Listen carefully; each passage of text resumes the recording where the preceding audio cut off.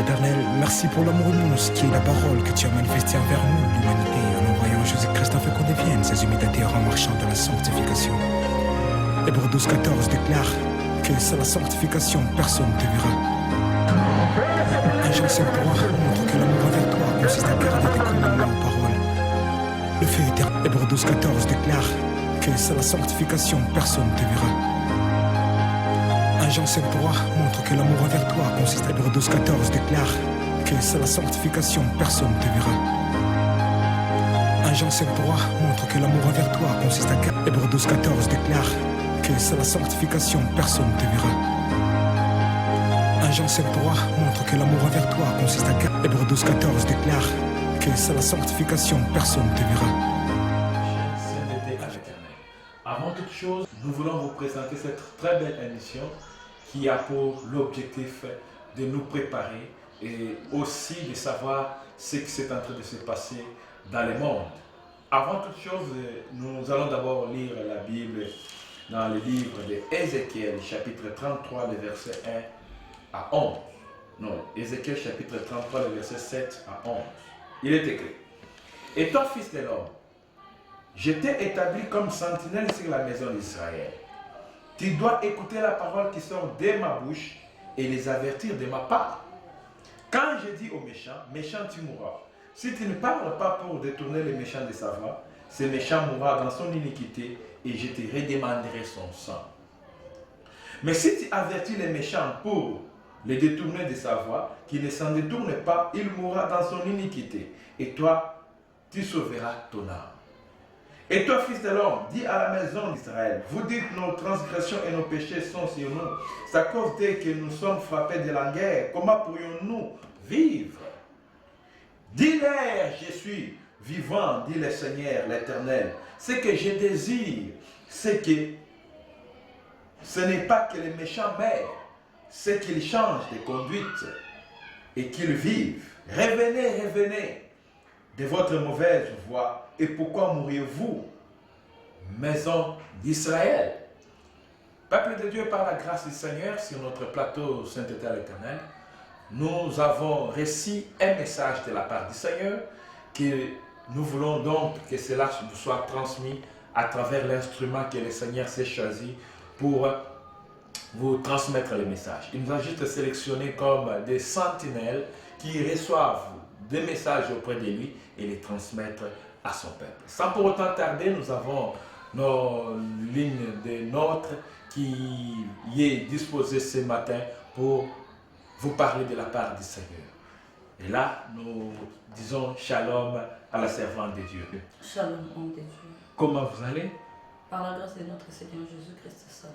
Nous sommes très heureux de vous recevoir sur notre plateau. Quels sont les messages que vous avez reçus de la part du Seigneur que vous voulez transmettre au peuple de Dieu qui vous suit partout dans le monde? Homme de Dieu, merci beaucoup pour la parole. Et aujourd'hui, je suis encore dans la chaîne Sainteté à l'Éternel pour vous informer d'un message que le Seigneur Jésus-Christ avait donné. Et le message, c'est une révélation de notre Seigneur Jésus-Christ. Le Seigneur Jésus-Christ m'avait pris et m'a amené dans une réunion satanique, une réunion qui s'était tenue, dans laquelle je vis des choses dont le Seigneur Jésus-Christ m'a permis de les dire et m'a permis de le voir. La réunion en question avait un but. Parce que là où le Seigneur Jésus-Christ m'a amené, il y avait le trône du diable et de part et d'autre, il y avait d'autres chaises qui étaient là. Alors à côté du diable, il y avait la reine des côtes, il y avait aussi la reine des cieux. Je dirais que la reine des côtes et la reine des cieux, ce ne sont pas des femmes, mais ils ont l'apparence des femmes. Donc, ils ont l'apparence des reines ou des femmes, mais ce ne sont pas des femmes. Le Seigneur Jésus-Christ m'a dit ceci, ce sont des anges déchus. Ce sont des anges déchus qui occupent une position un peu élevée par rapport aux autres anges déchus. Alors, ils s'étaient l'un à gauche et l'autre à droite. Donc, il y avait la reine du ciel et la reine de côte. La reine du ciel, lui, ce n'est pas une femme comme je le dis, c'est un esprit, un démon, qui est chargé de l'idolâtrie. Donc il est chargé de l'idolâtrie. Il est en charge aussi des églises. Dans des églises où il n'y a pas la présence de notre Seigneur Jésus-Christ. Des églises où le pasteur ne sont pas soutenus par le Seigneur Jésus-Christ. Là, c'est la charge de la reine du ciel. Alors, la reine des côtes, lui n'est pas, la reine des côtes n'est pas en charge de l'église. La reine des côtes, lui, il est en charge de l'orgueil de la vie, c'est ce qu'on a dit, c'est ce qui font l'orgueil de la vie. Donc la reine des côtes est en charge de tout ce qu'on voit, de maquillage, et de plantes, de mèches, tout ce qui fait l'orgueil de la vie, tout ce qui fait embellir l'extérieur. C'est ce qui est en charge de la reine des côtes. Mais dans cette réunion, les diables ou Lucifer n'avaient pas la forme d'un vieux papa, il avait la forme d'un jeune homme. Il avait la forme d'un jeune homme. Et si je vous dis qu'il était tellement beau qu'aucune femme sur la terre ne pouvait les refuser. Il était très beau. Très beau. Et moi, je ne savais pas, quand je me suis vue dans cette réunion, je ne savais pas que c'était lui le diable. C'est le Seigneur Jésus-Christ qui m'a présenté le diable. Et avec cette apparence, il apparaît aussi sur la terre, et Seigneur m'a dit, il apparaît sur la terre et il sort avec beaucoup de femmes. Parce qu'il est beau que les femmes ne pouvaient pas résister. Alors, la réunion en question avait un but. Et le but de cette réunion était comment ils pouvaient réduire l'effectif des chrétiens. Ils travaillaient sur ça. Alors, la réunion en question était, le diable avait organisé cette réunion avec deux pasteurs. Donc les pasteurs, qui sont soi-disant, comme on le dit sur la terre, les responsables des églises.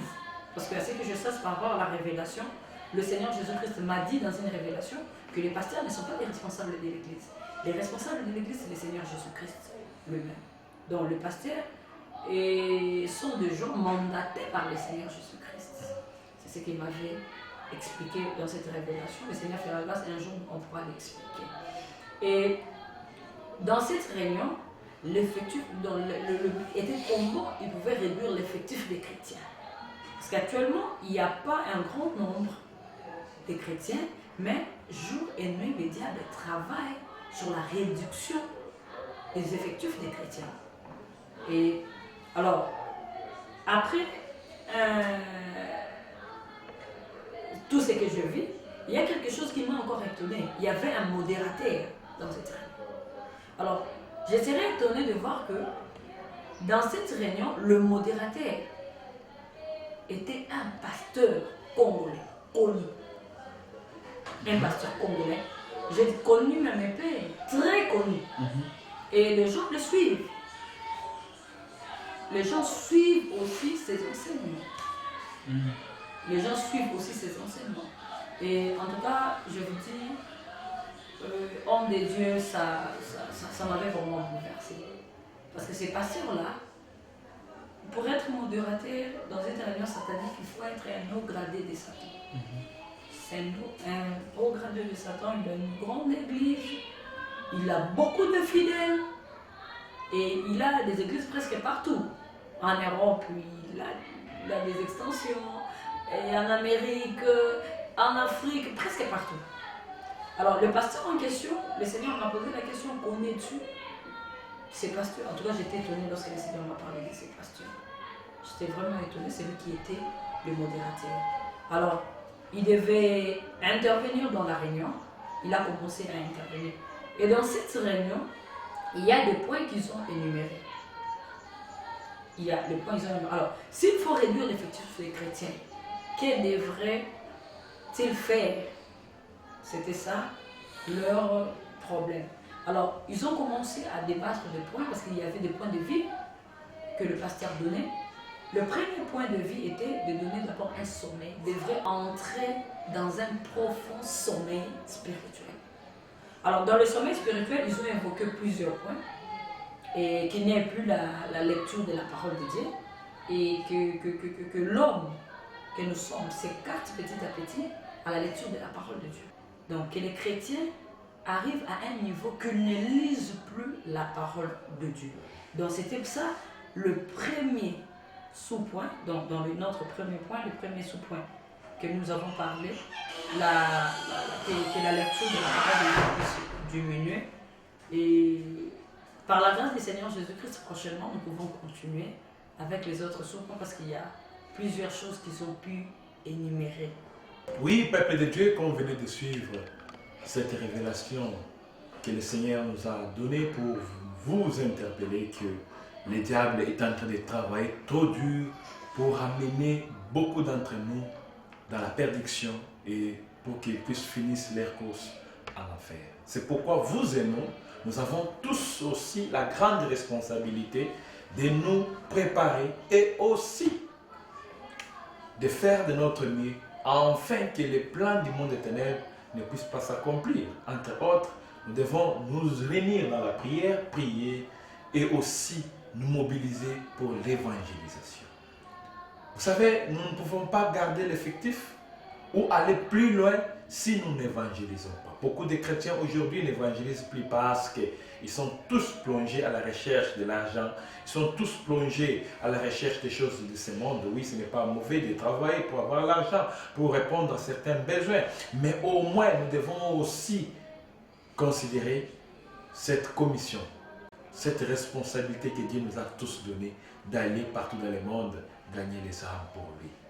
Et c'est pourquoi, à travers cette révélation, ça c'est la première partie, et nous croyons encore recevoir la deuxième partie dans les jours qui suivent.